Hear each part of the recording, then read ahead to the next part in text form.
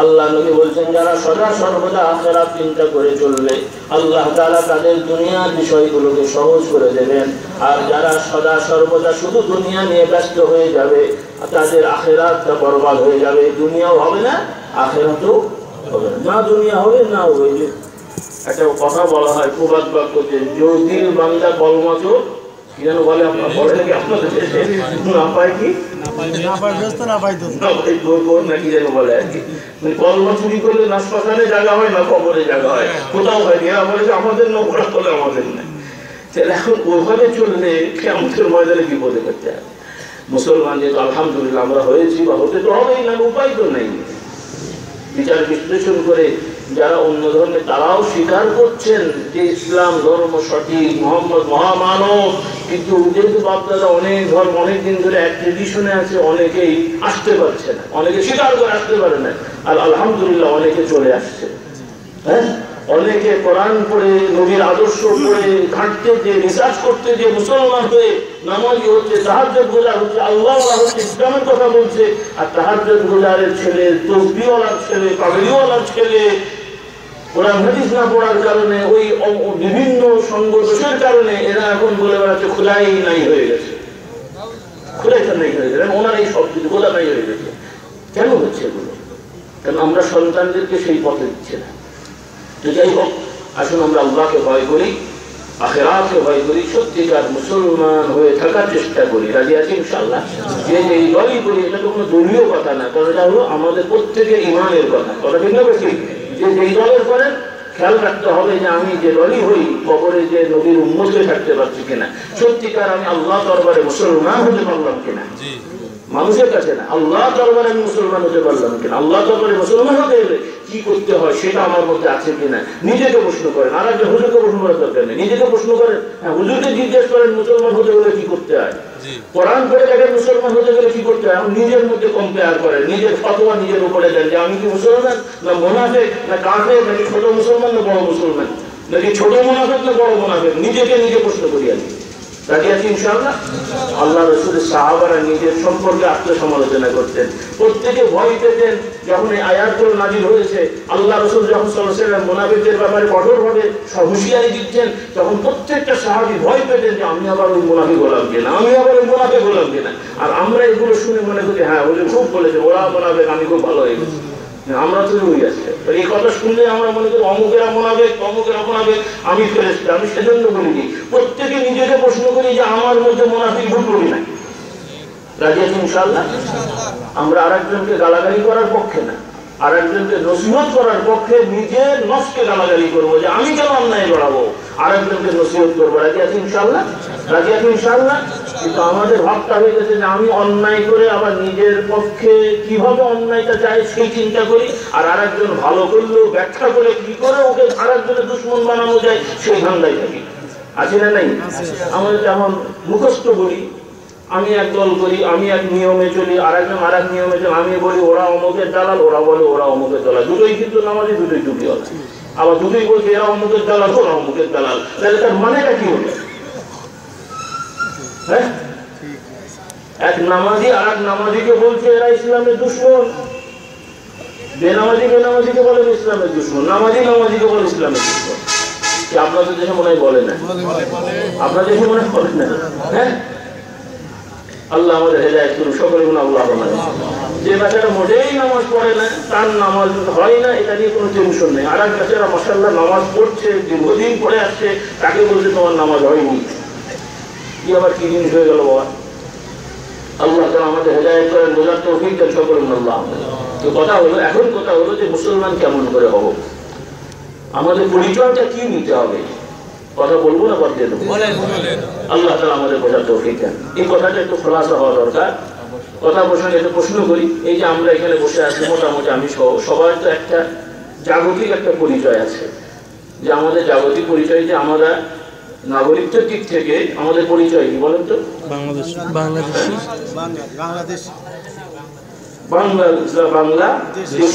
বাংলাদেশ, এটা হলো নাগরিকত্ব, বাংলাদেশি। আরেকটা হলো এই সকল পরিচয় বিভিন্ন রকমের আছে। একটা হলো ভাষাগত দিক থেকে পরিচয় হয়, ভৌগোলিক অবস্থানের দিক থেকে পরিচয় হয়, আবার কিছু গোষ্ঠী কেন্দ্রিক পরিচয় হয় না, হয় না? যেমন আমরা বাংলা কথা বলি, বাংলা ভাষাভাষী, সেই হিসাবে আমাদের একটা পরিচয় আছে, সেটা কি বাঙালি। ভারতেও বাঙালি আছে, বাংলাদেশেও বাঙালি আছে, আবার ইউরোপ আমেরিকাতেও কি আছে, বাঙালি আছে। কিন্তু আবার এই বাঙালি যখন ভারতে চলে যাবে তখন তিনি হবেন ভারতীয়, বাংলাদেশ আসলে মানে বাংলাদেশের নাগরিকত্ব নিলে কি হবে, বাংলাদেশি। ভারতে গেলে ভারতীয়, ব্রিটেনে গেলে কি হবে, ব্রিটিশ হবে। ওরা ঠিক না? তাহলে একই বাঙালি ভৌগোলিক অবস্থানের নাগরিকত্ব নেওয়ার কারণে বিভিন্ন নাম হচ্ছে না, হচ্ছে না, ভাষাগত নাম হচ্ছে না, হচ্ছে না, কিন্তু একই মানুষ, মানুষ একটাই। এখন কবরে যে আমাদের এই সকল পরিচয় দিয়ে ডাকা হবে তো নাকি? কবরে কি প্রশ্ন করা হবে তোমার ভাষা কি, কোন এলাকার নাগরিক, কোন বংশের মানুষ? কবরে পরিচয়টা কি হবে, কি পরিচয় হবে? আল্লাহ। তিনটে প্রশ্ন করা হবে, সবাই জানি। একটা প্রশ্ন হলো আমাদের রবকে, পালনকর্তাকে, তাকে আমরা পালনকর্তা, লালন পালনকারী হিসেবে বিশ্বাস করে দুনিয়ায় চলেছি, এক। আরেকটা হলো আমরা কোন নিয়মে, কোন পথে, কোন ধর্ম মানে কি ধর্ম মানে কোন নিয়মে নিজেদেরকে পরিচালনা করেছি, আমরা দ্বিমুখা। দুই। আরেকটা হলো কি মুহাম্মদ রাসূলুল্লাহ সাল্লাল্লাহু আলাইহি ওয়াসাল্লামকে কবরে দেখানো হবে। সুবহানাল্লাহ। বিভিন্ন রিওয়ায়াতে আছে কবরে দেখানো হবে এবং প্রশ্ন করা হবে যে ইনি কে বা মুহাম্মদ সাল্লাল্লাহু আলাইহি ওয়াসাল্লাম কে ছিলেন। তো একজন মুমিন মুসলমান তিনি বলে ফেলবেন ইয়াকিনের সহিত যে আমার রব আল্লাহ, আমার দ্বীন ইসলাম, মুহাম্মদ সাল্লাল্লাহু আলাইহি ওয়াসাল্লাম আমাদের নবী ছিলেন। আলহামদুলিল্লাহ, আল্লাহ তাআলা আমাদের এই পরিচয় নিয়ে চলার তৌফিক দেন। তাহলে কবরে প্রশ্ন হবে, প্রথমত আমাদের ভাষাগত প্রশ্ন হবে না যে কোন ভাষায় কথা বলতে, হ্যাঁ, এই জাগতিক জাতীয়তার প্রশ্ন হবে না যে কোন কিসের নাগরিক ছিল, হবে কি?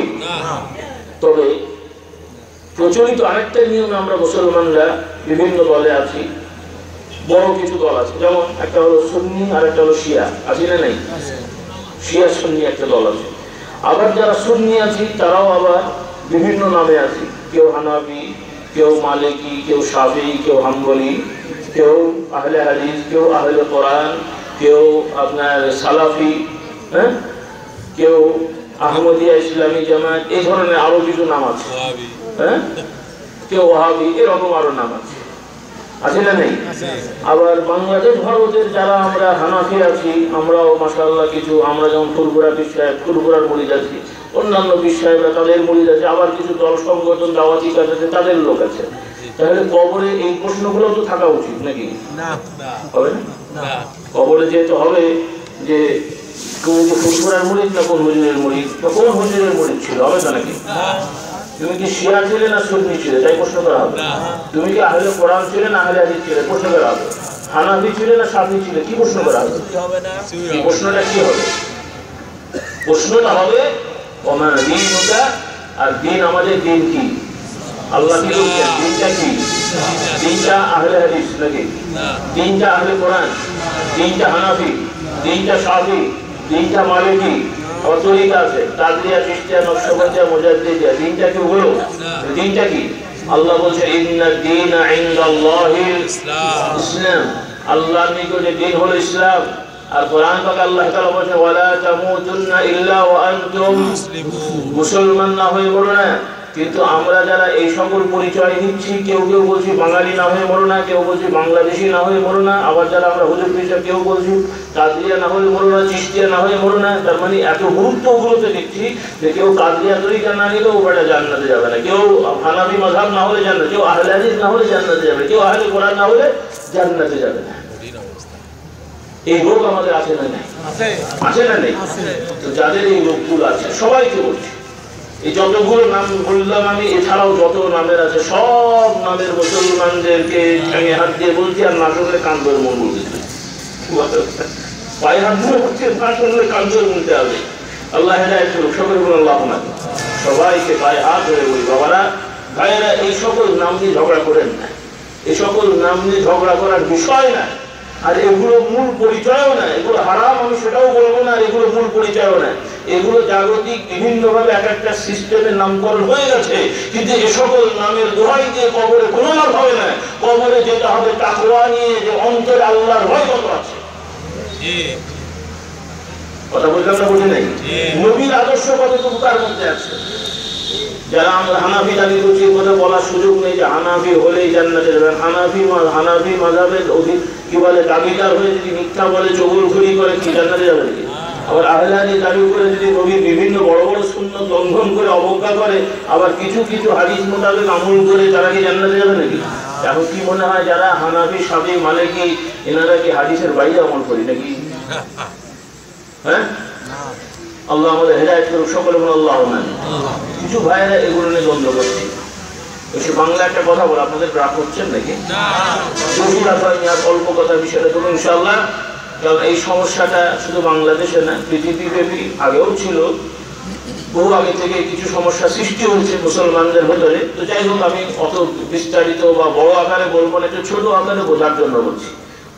আমি ব্যক্তির সাথে, কারোর সাথে আমার শত্রুতা নেই, শত্রু তো থাকা উচিত না। তবে আমাদের দাওয়াত হলো, যেটা কোরআন হাদিসের দাওয়াত, যে আমরা দাওয়াত দেব আল্লাহর পথে, নবীর পথে। কার পথে? আমার একটা পরিচয় আছে, আমার নাম একটা আছে, জানেন, পরিচয় একটা আছে, বাপদাদা অমুক এলাকার বিষয়, সেটা একটা পরিচয়। কিন্তু আমরা দাবি করার সুযোগ নেই যে ফুরফুরার হুজুর হয়েছি বলে জান্নাতে চলে যাবো। এই সুযোগ আছে নাকি? ফুরফুরার মুরিদ হন, কিন্তু আমাদেরকে এই দাবির সুযোগ আছে যে আমার মুরিদ হলে আমি কাম ধরে জান্নাতে নিয়ে যাবো?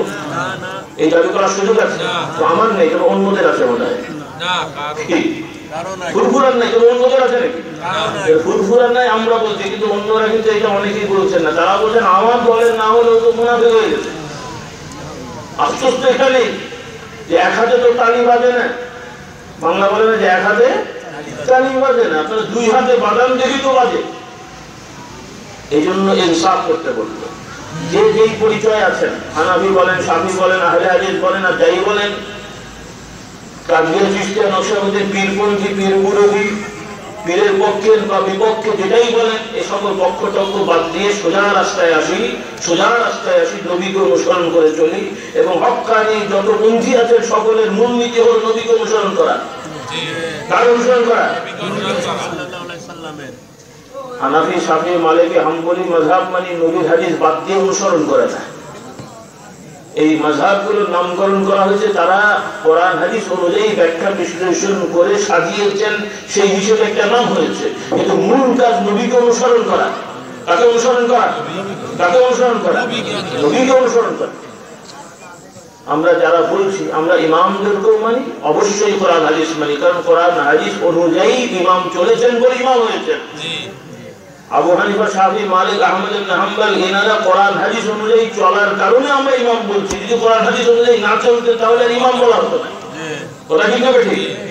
তাহলে ওনাদের মানছেন, কাকে মানবো বাবা? এখন একজন জানেন কাকে মানবো, না একজন জানেন না কাকে মানবো? আমি যশোর যাবো, গাড়িতে উঠবো, গাড়ি চলে যাবে, ড্রাইভার দরকার নেই, তাই তো নাকি? ড্রাইভার কজন হবে? সবাই চালান, আপনারা সবাই চালাতে পারেন, সবাই মিলে চালান। কেমন করে চলবে এটা? সবাই চালাতে পারেন, ঠিক আছে, কিন্তু চালাতে হবে একজনকে, এই সবাই মিলে চালাবেন। কথা হলো, আল্লাহ রাসূল সাল্লাল্লাহু আলাইহি ওয়াসাল্লাম আমাদেরকে শিক্ষা দিয়েছেন, যেটা হাদিস শরীফে আছে, কোরআন শরীফে আছে। কোরআন শরীফে বলা হয়েছে, হে মানুষেরা তোমরা নবীকে অনুসরণ করো। সুবহানাল্লাহ। ইহুদি নাসারারা দাবি করতো যে আমরা নবীর উম্মত, আমরা আল্লাহর, আমাদের প্রতি আল্লাহর কিতাব আছে। ইহুদি নাসারারা দাবি করতো আমরা নবীর উম্মত, আমাদের প্রতি আল্লাহর কিতাব আছে, আমরা আল্লাহর প্রিয় বান্দা। কোরআন শরীফে এগুলো বলা হচ্ছে যে তারা দাবি করতো নাহনু আবনাউল্লাহি ওয়া আহিব্বাউহু, এভাবে তাদের দাবি ছিল। তো আল্লাহ রাব্বুল আলামিন তাদের দাবি সহ কিয়ামত পর্যন্ত যত মানুষেরা আল্লাহকে স্বীকার করে ইবাদত বন্দেগী করতে আগ্রহী হবে, সবাইকে একটা মূল নীতি দিলেন। কি নীতি? সেই নীতিটা কি? আল্লাহ তাআলা বললেন, কুল ইন কুনতুম তুহিব্বুনাল্লাহ ফাত্তাবিউনি ইউহিব্বুকুমুল্লাহু ওয়া ইয়াগফির লাকুম যুনুবাকুম ওয়াল্লাহু গফুরুর রহিম। আল্লাহ তাআলা বললেন, হে নবী, আপনি মানুষদেরকে জানিয়ে দেন, আপনি বলে দেন, ইন কুনতুম তুহিব্বুনাল্লাহ, সত্যিকার যদি তোমাদের মধ্যে আল্লাহর ভালোবাসা থাকে, সত্যিকার যদি আল্লাহর ভালোবাসায় তোমরা ইবাদত বন্দেগী করতে চাও, তাহলে ইবাদতের মূলনীতি হলো আফাত্তাবিউনি ইউহিব্বুকুমুল্লাহ, তোমরা আমাকে অনুসরণ করো, আল্লাহ তাআলা তোমাদেরকে ভালোবাসবেন। সুবহানাল্লাহ। অনুসরণ আমাকে করো। কাকে? আল্লাহকে। আল্লাহকে অনুসরণ করবেন। হ্যাঁ, আল্লাহর অনুসরণ আছে, কিন্তু এই আয়াতের কথা বলছি আল্লাহর আল্লাহর অনুসরণ। কিন্তু আল্লাহর অনুসরণ, আল্লাহকে তো আমরা সচকে দেখছি না যে তিনি কি করছেন, কিন্তু আল্লাহর হুকুম নবী করছেন, তাকে দেখছি, তাকে অনুসরণ করছি, তাই তো নাকি? তাহলে আল্লাহ তাআলা বলছেন, হে নবী আপনি বলে দেন আমাকে অনুসরণ করো, ফাত্তাবিউনি। তাহলে নবীকে অনুসরণ করলে কি হবে? আল্লাহ তাআলা ভালোবাসবেন। সুবহানাল্লাহ। ইউহিব্বুকুমুল্লাহ ওয়া ইয়াগফির লাকুম যুনুবাকুম। আল্লাহ তাআলা তোমাদের গুনাহগুলোকে ক্ষমা করে দেবেন। আল্লাহু গফুরুর রহিম। সকলে বলুন সুবহানাল্লাহ। তাহলে নবীকে অনুসরণ করার কথা কোরআন বলছে, আর নবীও বলছেন যে আমি তোমাদের ভেতরে দুটো জিনিস রেখে গেলাম, একটা হলো কোরআন আর একটা হলো আমার আদর্শ। সকলে বলুন সুবহানাল্লাহ।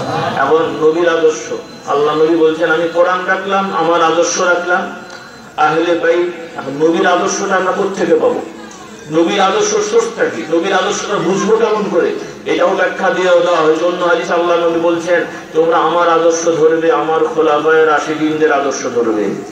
আমার পরে যারা খোলাফায়ে রাশিদিন হচ্ছে তাদেরকে ধরবে, তাদের আদর্শ মানে আমার আদর্শটা তাদের ব্যাখ্যা অনুযায়ী তোমরা চলবে। সকল বলে সুবহানাল্লাহ। আমি ব্যাখ্যা দিচ্ছি, কিন্তু নবীর হাদিসে এরকম আলাইকুম বিসুন্নতি ওয়া সুন্নাতিল খুলাফায়ে রাশিদিন আল মাহদিয়িন মিন বাদি, সহিহ হাদিস। হ্যাঁ, আবার অন্য হাদিসও আছে যে তোমরা আমার আদর্শকে ধরবে, আহলে বাইত আল্লাহ রাসূলের পরিবার পরিজনের যারা সদস্য তাদের আদর্শকে ধরবে। সকলে বলে সুবহানাল্লাহ। উলামারা এগুলোর ব্যাখ্যা দিয়েছেন কোরআন হাদিসের আলোকে যে আল্লাহ নবীর আদর্শটা সঠিকভাবে বুঝতে হলে খোলাফায়ে রাশিদিনের যে আদর্শ ব্যাখ্যা, তার পরিবার পরিজনের কিছু ব্যাখ্যা যেগুলো স্বাভাবিকভাবে অন্য মানুষ জানতে পারে না, এইগুলোর সোর্সে আল্লাহ নবীর আদর্শ বুঝতে হবে। সকলে বলে সুবহানাল্লাহ। আর যে সকল মাযহাবের কথা বলা হয়, মাযহাব মানে মতাদর্শ, এই মতাদর্শ মানে তাদের বানোয়াট উদ্ভব কোনো জিনিস না, যে তারা কেউ বলছেন বা শুনছেন বা আমরাও এরকম পাচ্ছি না যে তারা বললেন যে আমি অমুক দিন নামাজ পড়ে ঘুমিয়েছিলাম, ঘুমের ঘরে দেখলাম যে আল্লাহ এটা বললেন তাই আমি বললাম তোমরা করো, তাই তো ফিকহ কিতাবে তাই লেখা আছে, লেখা আছে নাকি? হ্যাঁ, তো ফিকহ কিতাবে কি আছে? হ্যাঁ, ফিকহ কিতাবে কোরআন শরীফে এই আয়াতে আল্লাহ এটা বললেন তার আলোকে এই হলো ফরজ, এটা হলো হারাম, এটা হলো নফল। কেন নফল হলো? হুকুম, তবে এই কারণে নফল। হ্যাঁ, এটাই তো ফিকহ। হাদিস শরীফে আছে নবী বলেছেন, আবার একই ব্যাপারে একবার হুকুম আছে আর একবার নিষেধ আছে, তো হুকুমও আছে নিষেধ আছে, দুটোর সামঞ্জস্য কি হবে? তাহলে এই হলে হয়তো হুকুম, এই হলে হয়তো নিষেধ। এটা হলো ব্যাখ্যা। এই হাদিস শরীফের ব্যাখ্যা, কোরআন হাদিসের ব্যাখ্যা হলো ব্যাখ্যা। সেখানে হয়তো সহজভাবে একজন বলেছেন, আয়াত উল্লেখ করেননি, হাদিস উল্লেখ করেননি, বলেছেন নামাজ পড়া ফরজ। এখন আপনি বলবেন নামাজ পড়া ফরজ এখানে লিখলো কই, দলিল কোথায়? নামাজ পড়া ফরজ, ওখানে হয়তো আয়াত নেই, তার মানে কি দলিল নাই? ওখানে হয়তো হাদিস নেই, তার মানে কি দলিল নাই নাকি রে বাবা? হ্যাঁ, অর্থাৎ অনেক দলিল উল্লেখ করা হয়নি, তবে দলিল আছে, উল্লেখ নেই সেটা না, হয়তো অন্য কিতাবে আছে, আর এক কিতাবে আছে। এখন আমি একটা বই পড়ে, চটি বই পড়ে আমার বিদ্যার্থীর একটুকু আমি জেনে গেলাম, অতটুকু ওর বাইরে সব অস্বীকার করে বসলাম। এখন আমার আমপারা মুখস্থ আছে, সূরাতুর রহমান মুখস্থ আছে, সূরা মুলক মুখস্থ আছে, খুব মুখস্থ, একদম অর্থ সহ মুখস্থ। যে কোনো এক ইমামের পেছনে নামাজে দাঁড়িয়েছি, ফজর বা মাগরিব বা ইশা, ইমাম সাহেব এমন সূরা পড়ছেন যেটা আমার মুখস্থ নেই। আমি সালাম ফিরিয়ে বললাম, হুজুর এই আয়াত আবার কোথায় বলেন আপনি? এটা তো নাই কোরআন শরীফে। কোরআন শরীফে নাই মানে আমি আমপারা মুখস্থ করেছি, সূরা রহমান মুখস্থ হলে তো এই আয়াত পাইনি। তাহলে এখন সূরা কোরআন শরীফ কি সূরা আমপারা আর সূরা রহমান বলুন? হ্যাঁ, কোরআন শরীফ কি সূরা আমপারা? কোরআন শরীফ কি সূরা মুলক? তাহলে হাদিস শরীফ কি শুধু বুখারী শরীফ নাকি? হাদিস শরীফ কি শুধু মুসলিম শরীফ? আল্লাহ রাসূলের 23 বছরের জিন্দেগীর বিভিন্ন পর্বের ঘটনা বিভিন্ন হাদিসের কিতাবে সংকলিত আছে। সহিহ সনদে যেখানেই থাকবে সেটাই মর্যাদার দিক থেকে বুখারী মুসলিমের হাদিসের মতোই হবে। এটাই হলো আলেমদের কথা। আর এটাতে বিশ্বাস করেন সে একটা জাহেল। কারণ বুখারী শরীফের মর্যাদা হাদিস দিয়ে, ইমাম বুখারীকে যে হাদিসের মর্যাদা নেয়, হাদিসের মর্যাদা দিয়ে ইমাম বুখারীর মর্যাদা। সকলে বলুন সুবহানাল্লাহ। নিঃসন্দেহে বুখারীর মর্যাদার কোনো তুলনা নেই, কিন্তু তার মানে বুখারীর বাইরে সহিহ হাদিস নেই সেটা বললে বুঝতে হবে যে এটা হয় জানে না, মূর্খ মানুষ, আল্লাহ তাকে সেটা তৌফিক দেন। আর জেনে শুনে বললে বুঝতে হবে এনার মধ্যে কোনো ব্যাপার স্যাপার আছে। কেন মানছেন? মুসলমানদের মধ্যে দ্বন্দ্ব করা হারাম। হাজার বছর ধরে উলামা ইসলাম ইজতিহাদ করে দলিল দ্বারা যেগুলো প্রমাণ করে গেছেন সেখানে ইখতিলাফ থাকতে পারে, কিন্তু সেগুলো নিয়ে ক্রিটিসাইজ করে অবজ্ঞা করা আর যাই হোক কোনো সুস্থ মস্তিষ্কে মুসলমানের কাজ হয় না। এরাও অসুস্থ বলতে হবে, ট্রিটমেন্ট করা দরকার। আমরা তাদের দুশ্মন না, আমরা তাদেরকে কটাক্ষ করছি না, আমরা তাদের দরদি যে এই ভাইদেরকে হাসপাতালে নিয়ে ট্রিটমেন্ট করেন ভালো করে। কথা বললেন কিনা? আল্লাহ তাআলা আমাদের হেদায়েত করুন, সকলে বলুন আল্লাহুম্মা আমিন। আল্লাহ তাআলা আমাদের বোঝার তৌফিক। কেউ যদি আবার মাযহাব মানতে যে যদি হাদিসকে কটাক্ষ করেন, সেটা হবে ঈমানের খেলাফ। আমি তো আগেই বলেছি, এক হাতে তালি বাজে না। কিছু লোক মাযহাবের নামে সে মুজতাহিদদের বা ফুকাহাদের কওলকে এমনভাবে গুরুত্ব দেন, তার সামনে যদি হাদিসের ব্যাখ্যা করা অনেক সময় হাদিসকে কটাক্ষ করে, এরকম লোক আছে নাই, আমি সেটা বলবো না। এগুলো বলতে হবে যে তোমরা তাড়াতাড়ি তওবা করো, না হলে তোমাদের বউ কি হয়েছে আল্লাহ ভালো জানে। হ্যাঁ, কারণ নবীর হাদিস জানা সত্ত্বেও যদি অবজ্ঞা ক্রিটিসাইজ করা হয়, তাহলে তার ঈমান থাকবে। এই জন্য অনুরোধ করবো যে খবরদার, হাদিস শরীফের বিভিন্ন একটা বিশ্ব, এটা একটা বড় সমুদ্র, এখানে পাড়ি দেওয়া একটা চারটিখানি ব্যাপার না। এখানে বহু হাদিসের বহু ব্যাখ্যা আছে, বিশ্লেষণ আছে, আর এগুলো মন গড়া না, সাহাবাদের আমল থেকে বিশ্লেষণ বুঝতে হয়। কথা বললেন কিনা? এই জন্যই আল্লাহ নবী শুধু বললেন না হাদিস মানো, শুধু বললেন না কোরআন মানো, বললেন যে আমার আদর্শ মানো, সাহাবাদের আদর্শ মানো, আহলে বাইতের আদর্শ মানো। কারণ আমি কখন কোন কথা বলেছি তোমরা শুনবে, এটা বলেছেন কিন্তু কেন বলেছেন, কোথায় বলেছেন, কি প্রেক্ষাপটে বলেছেন, ওটা না বলতে সব ভুলিয়ে যাবে তোমার। কথা বললেন কিনা? এখন নবী হয়তো যুদ্ধের ময়দানে বলছেন ওদেরকে ধরে ওদেরকে ধাওয়া করো, আপনি এখন মসজিদে বলছেন ওদেরকে ধাওয়া করো। কেমন হবে রে? যেমন ধাওয়া করো মানে কি মুসলিমদেরকে ধাওয়া করো? ওই ধাওয়া এই ধাওয়া জিনিস নাকি রে? তাহলে আল্লাহ রাসূল বিভিন্ন প্রেক্ষাপটে বলেছেন। একটা হাদিস উদাহরণস্বরূপ, হারাম সবার জন্যই হারাম, সাধারণভাবে আল্লাহ রাসূল নিষেধ করেছেন, কঠিন শাস্তির কথা বলেছেন। যে ব্যক্তি লুঙ্গি বা পায়জামা এই জাতীয় পরনি, লুঙ্গি বা পায়জামা যেটা নিচের দিকে থাকে, ইজার বলা হয় বা সারওয়ার, যারা মানে ওই ইজার বা সারওয়ার লুঙ্গি এমনভাবে পড়বে একটু অহংকার করে, মানে একটু দাঁত ছাড়ে ছুঁই যেন মাটিতে ছেঁচড়ে ছেঁচড়ে যায়, এইভাবে যদি অহংকার বশত কেউ পড়ে বা এইভাবে যারা পড়বে, আমি সংক্ষেপে আগে বলি, আল্লাহ রাসূল বলছেন যে তাদের ওই নিচের অংশটুকু জাহান্নামে যাবে। সহিহ হাদিস, কি হাদিস? সহিহ হাদিস। এখন এই কথা যখন আল্লাহ রাসূল সাল্লাল্লাহু আলাইহি ওয়াসাল্লাম বললেন, হযরত আবু বকর রাদিয়াল্লাহু তাআলা আনহু তিনি এসে বললেন, ইয়া রাসূলুল্লাহ, আমার পায়জামা লুঙ্গিটা, আমার পরনীয় পরধীনের মানে যেটা আমি পরে থাকি, লুঙ্গিটা বা ইজারটা আমি ইচ্ছা করে নামাই না, আমি ঠিক মতো পড়ি, প্রায়ই নেমে যায়, তাহলে আমার কি দশা হবে? সুবহানাল্লাহ, আমার কি দশা? আল্লাহ রাসূল সাল্লাল্লাহু আলাইহি ওয়াসাল্লাম বললেন, হ্যাঁ তুমি সেরকম নাও। সুবহানাল্লাহ, তুমি সেরকম না, যে তুমি অহংকার করে নামাচ্ছ না, এমনি নেমে গেছে। তাহলে ওই হাদিস থেকে বোঝা গেল যে এমনি অসতর্কতা বশত নেমে গেলে তার গুনাহ হবে না, কিন্তু যে ইচ্ছা করে ঘাট করে নামাবে তিনি কি হবেন? এখন যারা মাপটা যাওয়ার সময় পায়জামা মাপার সময় ওই রকম 3-4 আঙুল নিচে মাপ দিয়ে পড়ে বানাচ্ছেন, তো তারা কি এর মধ্যে পড়বেন না? কি শুধু নামাজের সময় উঠাতে হবে নাকি? নামাজের সময় উঠাতে হবে, কদিন পরে বলতে হবে যে মাইকে এলান করতে হবে, আপনারা মেহেরবানি করে বাইরের থেকে পায়জামা পরে মসজিদে ঢোকেন, তারা সবাই আফতার করে ঘুরবেন। এমন যেমন বলতে হয় যে মেহেরবানি করে টাকনুর থেকে কাপড় উঠান, তো কদিন পরে তো তাই হবে মনে হচ্ছে, না হচ্ছে।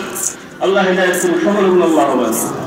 বেশিরভাগ মডার্ন হয়ে যাবে, আবার নামাজও পড়তে হয়, হুজুররা বলে নাকি আবার মমি হওয়া যাবে না, হাফ প্যান্ট পরে কোয়ার্টার প্যান্ট, থ্রি কোয়ার্টার পরে ঘুরে বেড়াবে, আর মসজিদে আর ওইভাবে কারণ মুসল্লিরা ইমাম সাহেব ভাইরা মেহরবানি করে যারা মসজিদে এসছেন, ওই বারান্দা অনেকগুলো পায়জামা রাখা আছে, যার যেটা দরকার পড়ে আসে। কি বলেন আপনারা? টুপি পরতে হয় না? অনেক টুপি আজকাল পড়ায় না, মসজিদে থাকে ওটা মাথায় দিতে হয়, কদিন পরে পায়জামা হবে, তারপরে রুগী হবে, কি যে হবে আল্লাহ জানে। যে অবস্থা আমাদের, আল্লাহ হেদায়েত করুন, সকলে বলুন আল্লাহ। তাহলে মূলনীতি হাদিস শরীফের দুটো হাদিসকে যখন আমরা এক পাবো, বা ওই হাদিসটাও পড়বো এই হাদিসটাও পড়বো, তখন আমরা বুঝতে পারবো। এইভাবে আল্লাহ রাসূল সাল্লাল্লাহু আলাইহি ওয়াসাল্লামের বেশ বহু হাদিস, যেগুলো এক এক প্রেক্ষাপটে একরকম বলেছেন, আর এক প্রেক্ষাপটে আর এক রকম বর্ণনা এসেছে। তো সেই বর্ণনাগুলো আমি যদি অর্ধেক পড়ি আর অর্ধেক না পড়ি, তাহলে আর এক রকম বুঝতে হবে। তো এই জন্যে কিছু আমার ভাইরা, শিক্ষিত ভাইরা, আমি তাদের রেসপেক্ট করি, সম্মান করি, তারা পড়তে চান, ভালোবাসেন, পড়বেন, এটা ঠিক আছে। যারা নিজেরা অনুবাদ করে বোঝার চেষ্টা করছেন, ভালো কাজ, কিন্তু দু এক কথা পড়ে মনে করেন না যে আমি সব পড়েছি। কোরআন শরীফ নিজে একবার অনুবাদ করে মনে করেন না সব বুঝে গেছি, হাদিস শরীফের, বুখারী শরীফ, মুসলিম শরীফের কিছু হাদিস পড়ে মনে করেন না সব জেনে গেছি এবং জানার পরে এটাই ওটার সাথে মেলে না, অবজেকশন দেবে না, হাদিস শরীফে নাই, বলেন বুখারী শরীফে নাই। হ্যাঁ, এ কথা ঠিক আছে, বুখারী শরীফে নাই এ কথা আমরা মানবো, মুসলিম শরীফে নাই মানবো, কিন্তু বুখারী শরীফ মুসলিম শরীফে না থাকলে অন্য হাদিস নাই এ কথা মানা যাবে না, কারণ অনেক হাদিস আছে। তবে হ্যাঁ, কিছু কিছু ব্যাপার এটাও আছে যারা মাযহাব মানছি দাবি করছি তাদেরও এটা খেয়াল করা উচিত, যখন নসের সাথে কোরআন এবং সহিহ হাদিসের সাথে কোনো মাসলা সরাসরি সাংঘর্ষিক, যেখানে হাদিস নাই, কোনো হাদিস নেই, সেক্ষেত্রে আমাদেরকে ওখানেই ফিরে যেতে হবে। এটাই হলো সব ইমামের মূলনীতি। সকলে বলে আলহামদুলিল্লাহ। এবং এটা সব ইমামরাও করেছেন এবং সকল মানে ফোকাহা মুফতি সাহেবরাও করেছেন আলহামদুলিল্লাহ। এই যে কদিন আগে ইন্তেকাল করলেন বাংলাদেশের প্রখ্যাত আলেম, নাম শুনেছেন না? কে? আব্দুর রহমান, আল্লামা মুফতি আল্লামা কে? আব্দুর রহমান রহমতুল্লাহ আলাই। আল্লাহ তাআলা তার কবরকে জান্নাত নসিব করেন। তিনি প্রচলিত নিয়মে, তিনি কথার মানে প্রচলিত নিয়মে সবাই জানে উনি হানাফি মাযহাবের, কিন্তু ওনার অনেক ফতোয়া আছে যেটা হানাফি মাযহাবের ফতোয়ার বাইরে উনি ফতোয়া দিচ্ছেন। উনি কেন? এর আগেও ইমাম আবু হানিফা রহমতুল্লাহ সাগরিদ মুহাম্মদ জুফার আবু ইউসুফ রাহিমাহুল্লাহ, ইমাম আবু হানিফার ছাত্র, তারাও অনেক জিনিস ফতোয়া দিয়েছেন ইমামের বিপরীত। কেন দিলেন? আমরা যদি পুজোই করি তাহলে কেন দিই?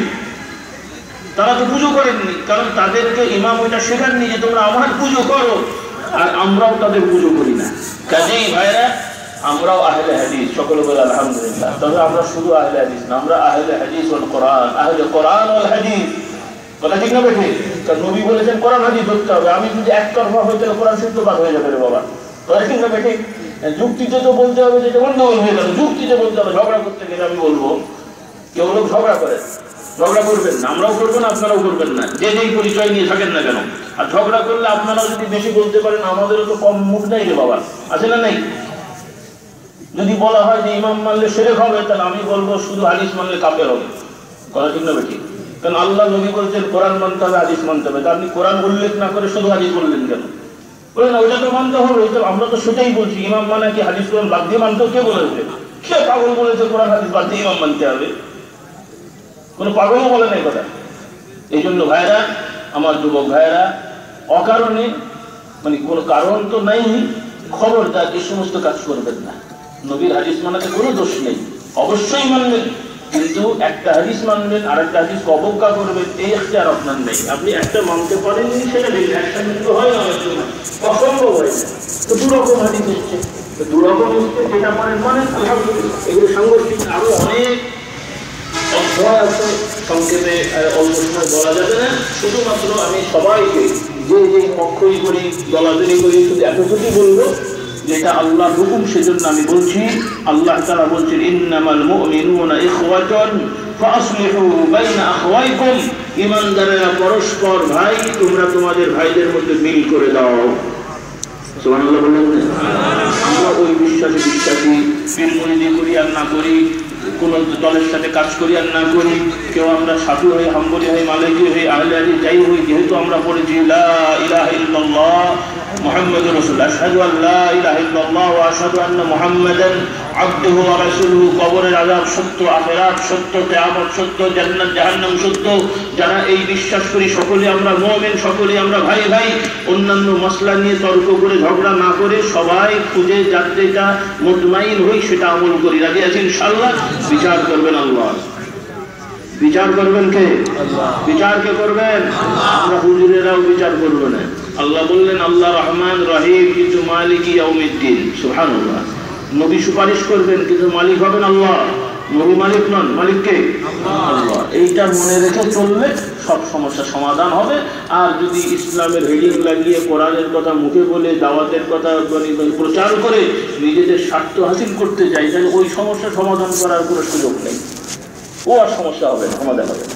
এই জন্য সবাই কোন নসিহতের জন্য আল্লাহকে ভয় করে দিন বুঝে আমল করার চেষ্টা করি, যে সবাই আমরা জান্নাতে যাব ইনশাআল্লাহ। আল্লাহ নিলে আল্লাহ তাআলা আমাদেরকে জান্নাত দান করুন, সকলে আল্লাহ। তো যাই হোক, কথা